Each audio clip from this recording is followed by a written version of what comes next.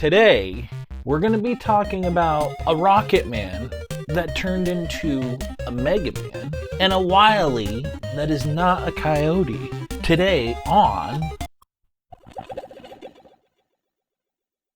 we're going to be talking about one of the greatest games of all time, Mega Man 2. Mega Man 2 comes on the heels of massive explosion on the NES. Mega Man 1 came out a few years previous. It wasn't the most popular game, but people loved it. Now, the developers of this game knew that they could dial in this game and make it everything that they possibly could dream of. So in their spare time, as a passion project, they created Mega Man 2.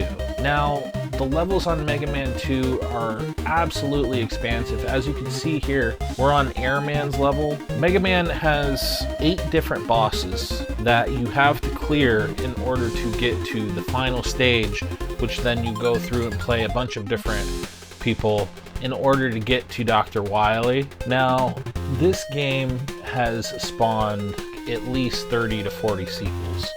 You have many, the cats are going crazy back there, but you gotta love the cats. You had all of them going up to like Mega Man 7, and then you have the Mega Man X series, and then, you know, some Mega Man games on, there was one I believe on the 64 and a couple on the GameCube. I'm gonna have to look into all the different games that were created, but needless to say, it's one of the most popular games in franchise history. I personally think that they should be doing more with it. There should be some Mega Man games right now that are like big titles, if not coming out in the near future. That's a whole nother story. You're gonna have to talk to Capcom about that. The Mega Man series was developed by Capcom. Capcom is one of the kings. I mean, let's be real. They got that Street Fighter money. They got that Mega Man money. They got lots of money, and they're one of the best developers in the business. As you can see, you got Dr. Light here on the screen, who created Mega Man. Now you're seeing an upgrade after you beat one of the bosses, and you get upgraded with the air gun. With each boss that you beat, you get the weapon of that boss, and you can add that character to your character to clear certain areas and stages. It's really important actually to know the order of stages. You can get through every stage, I do believe. No, there's a couple stages that you can't get through. You need like the robot dogs. You gotta beat the game in a certain order to make sure that you can use each weapon for each certain level.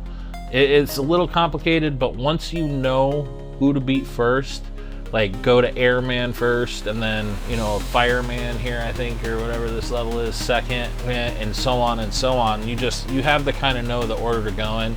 Look it up on Google if you want. The level design in this game is just absolutely incredible. As you can see here with these light bar thingies that go by. I remember playing this and just thinking that part was so hard, and you just barely make it to the edge there, you know? So the level design is just absolutely incredible. Every level is so different, from Airman to the Woodman to, you know, there's an underwater one. There's in the future, like this one seems kind of futuristic and industrial. They really went all out and used every bit of resource that they possibly could to make this game absolutely excellent. As you can see here, he switched to the normal thing to fight the boss here. For certain bosses, you want to use certain things. That's why I think he went to this guy first, or second, even, because you could beat him with nothing. There's an order to these things. I've said this in many videos before. When playing video games, there's order to these things. In keeping with the Nintendo Power theme of all of these videos, there was a Mega Man 2 Nintendo Power.